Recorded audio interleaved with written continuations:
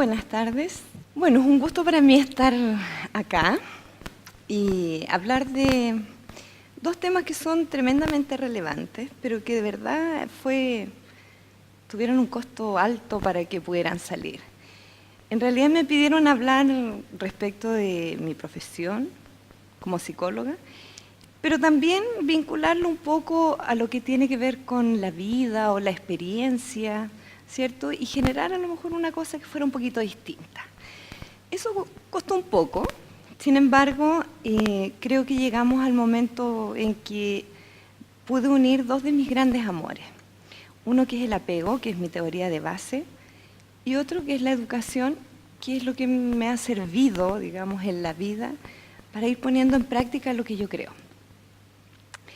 Cuando uno habla de apego, en general, ¿cierto?, esta teoría que es tan bonita, en términos generales lo que la gente tiende a pensar, ¿cierto?, es en un bebé, en su mamá, en la relación que uno establece desde tempranamente. Y bueno, efectivamente, así es. Cuando pensé en mi apego, cómo fueron mis apegos, mis orígenes, partí dándome cuenta que mi venida al mundo había sido posterior a una pérdida importante de mi familia, que generó mucha angustia.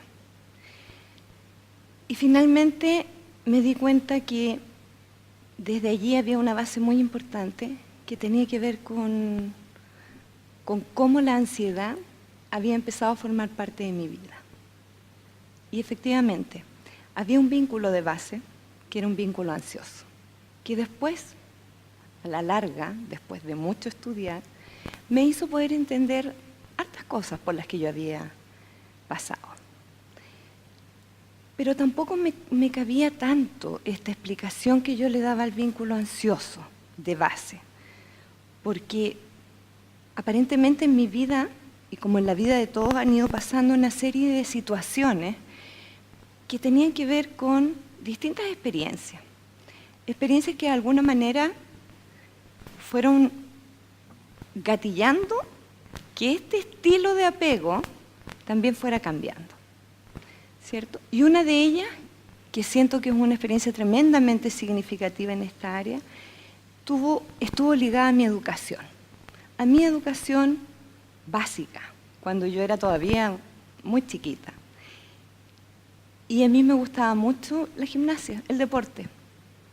Y en un minuto me encontré con un profesor que me invitó a trabajar en esto del deporte. Y me sentí súper contenta, qué sé yo, feliz, porque había una parte mía que habían descubierto. Pero a corto andar me di cuenta que lo que yo había elegido era una experiencia que requería de mucho esfuerzo, de mucho sacrificio y también, ¿cierto?, de ir contrastando situaciones súper difíciles que finalmente generaban mucha ansiedad. Y en base a eso, empecé a trabajar muy ansiosamente, con muy poca tolerancia a la frustración al principio, y me encontraba, ¿cierto?, en situaciones como esta, que después de mucho y mucho trabajar para hacer una competencia, se producían situaciones muy complejas. Pero ahí aparecía una figura, que era esta figura, la figura del profesor. Ese profesor que de alguna forma hacía que todo ese miedo, toda esa angustia y esa situación compleja que parecía que se iba a acabar el mundo, empezara a bajar y a desaparecer. Y regulaba el estrés. Me contenía. Era capaz de hablarme cuando yo necesitaba que me hablara. Era capaz de abrazarme y acompañarme a llorar. Y era capaz también de hacerme volver a la situación inicial y a querer volver a tener ganas de nuevo de empezar. Y después me empecé a dar cuenta que una gran característica que tenía este profesor era una capacidad que es la mentalización. Él ¿cierto? Mentalizaba lo que a mí me ocurría. Se daba cuenta, pero no solamente se daba cuenta, también empatizaba con mis emociones. Por lo tanto, no juzgaba, no cuestionaba, apoyaba y apañaba cuando se necesitaba. Y miraba lo que ocurría. Me contenía y me dejaba seguir. Y me daba ánimo para volver a seguir. Este profesor también tenía que lidiar con mis rabietas, con mis enojos y con mi baja tolerancia a la frustración. Pero no se enojaba, no andaba enrabiado con mi rabia. Entendía que mi rabia era mía, pero sí era una persona que se caracterizaba porque él se sentaba a pensar. Y yo creo ahora, de grande, que él se sentaba a pensar en qué era lo que a él le pasaba con esa rabia que tenía yo. Esa es una capacidad que se desarrolla y que se llama automentalización. Y la automentalización consistía en que él se preocupara también de él y de no enganchar con mis emociones negativas, entenderlas y ser capaz también de regular y de bajar estas situaciones que a él también lo enrabiaban. Y fue un tremendo aprendizaje, porque aprendí que a pesar de todo se podía seguir, se podía volver a empezar. Había gente que te creía, había gente que te segurizaba. Y cuando me sentía segura, sentía que podía volver a empezar. Creo que esto fue tremendamente significativo. Este profesor fue un profesor que fue tremendamente significativo en mi vida. Pero esa parte de mi vida pasó. Y yo seguí, ¿cierto?, avanzando. Terminaron los campeonatos nacionales, etc. Y yo seguí avanzando. Y seguí como todo chiquillo que va al colegio, en ese tiempo, en el liceo, pero pareciera ser que yo ya tenía herramientas nuevas. Tenía a la clásica profesora, que en algún minuto nos denigraba, nos hostigaba y se reía mucho. Era muy buena para ridiculizar. Ese número 33 que ustedes ven ahí arriba corresponde al número de mi lista. Ella no nos hablaba por el nombre. Ella nos decía, yo era la número 33. Después, con el tiempo, este número iba a ser muy importante en nuestro país, pero en este momento, créanme que para mí no lo era. Pero lo tengo, imagínense, a la edad que tengo, todavía me acuerdo que mi número de lista era el número 33. Sin embargo, ya estaba lista. Creo que estaba preparada. El profesor había generado recursos en mí que me hicieron soportar a la señora a la que todo el mundo le tenía terror. Ella usaba tacos, igual que yo. Mis alumnos a veces dicen, se sienten los tacos y viene la profe. Y yo siempre me acuerdo que nosotros escuchábamos los tacos y sabíamos que ella venía, pero se generaba el dolor de guata. Fueron 4 años, de primero a cuarto medio, donde ella nos hizo trabajar todas las clases. Ella entraba y decía 4 números. Por eso que yo no quería nunca que fuera el 33. Y nos ponía mirando a la pizarra y nos interrogaba. Y era el régimen del terror. Y sobreviví. Y sobreviví al régimen del terror. Y entendía que era un tema de ella. La mayoría de mis alumnas, de mis compañeras, le tenían mucho susto a esta profesora. Pero posteriormente seguí y llegué a la universidad y de nuevo vuelvo a lo mismo. Si ustedes miran esa figura de arriba, esa es mi primera carrera. Yo estudié obstetricia. Algo me seguía ligando con este tema del apego, de las relaciones, y entré a la universidad de mis amores, que es la Universidad de Concepción, y allí estudié obstetricia. Las profesoras eran muy duras, muy fuerte el tema del área de la salud, mucha metodología, mucha ciencia, mucha dureza, pero trabajábamos con personas y era fuerte. Era fuerte porque yo amaba lo que hacía. Y cuando me tocó atender mi primer parto, entendí que ahí había algo mágico. Y esa magia de ver a las mamás cuando reciben a sus hijos, era algo que yo todavía sigo sintiendo que es de verdad un regalo. Pero estábamos tan dedicadas a la ciencia, tan dedicadas a saber lo que teníamos que hacer, cómo se tenía que atender esa paciente, que casi nadie escuchaba, ni miraba mucho a las pacientes. Estamos hablando de hace hartos años luz atrás. Estamos hablando del periodo en que las pacientes no tenían anestesia, por ejemplo. Por lo tanto, mucho de lo que ocurriera en esa sala de parto y de trabajo, y en el proceso del trabajo de parto, dependía de la persona que estaba ahí. Dependía de la escucha, dependía de esa tomada de mano. Me acuerdo yo, en muchas oportunidades, yo hacía algo con las pacientes, no sé qué mucho, pensaba yo en ese momento, pero ellas querían que yo las atendiera.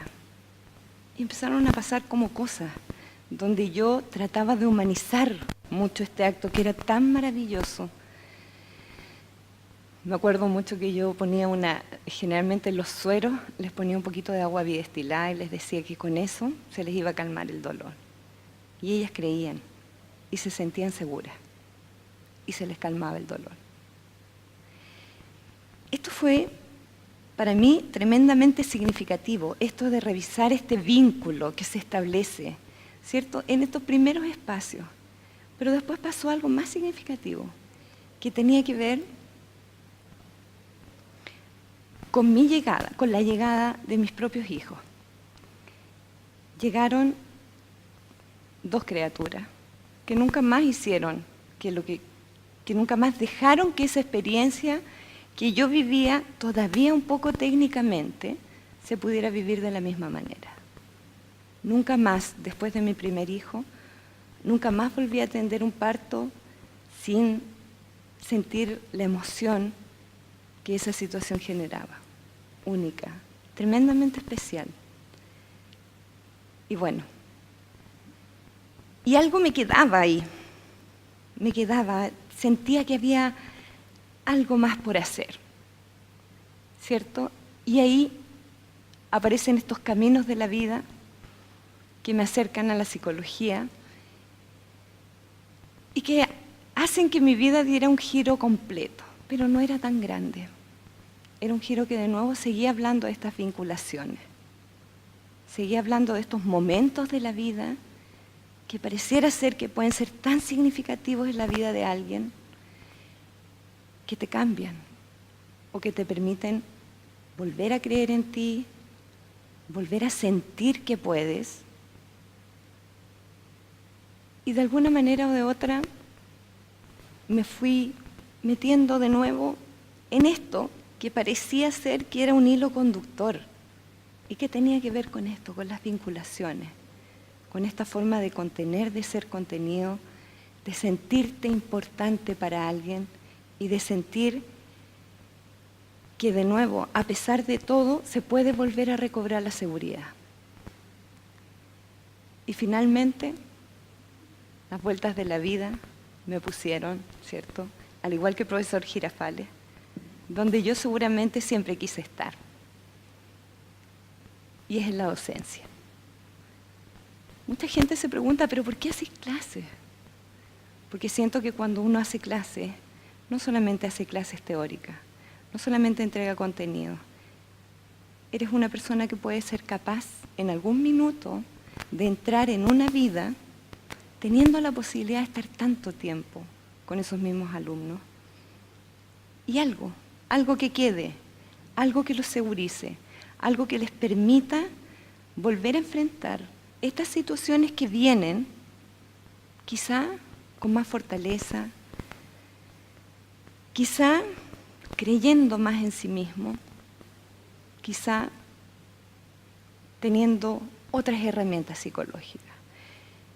Los profesores tenemos esa posibilidad, esa maravillosa posibilidad que inicialmente tienen los padres, que es la posibilidad de vincularnos por un periodo muy largo de tiempo con nuestros alumnos. No somos como los médicos, a los que entra y sale un paciente. Nosotros funcionamos, ¿cierto?, con nuestros alumnos en una relación en la que ellos entran con sus problemas, muchos con muchas fortalezas, pero otros con muchas limitaciones. Pero a veces nos centramos tanto en esas limitaciones que nos olvidamos mirarnos nosotros. Nos olvidamos que tenemos que autorregularnos y ser capaces de mirar al otro como un ser humano que sí puede, que sí tiene que creer en sí mismo, que sí es capaz. Y eso se logra a través de la seguridad. Y la seguridad se logra a través de los vínculos seguros. En algún momento y en más de algún momento me ha tocado recibir a algún alumno que está destrozado. Y que entra destrozado y sale de la sala entendiendo que no era lo peor que le podía pasar. A lo mejor no se va a llevar tantos conocimientos, pero probablemente sí se va a acordar. A lo mejor de ese profesor, como yo recuerdo a mi profesor de gimnasia. Espero que no me recuerden como mi profesora de los tacones, ¿cierto?, la que me decía la número 33. Y ojalá en este camino que nos toca vivir en conjunto poder ser un aporte.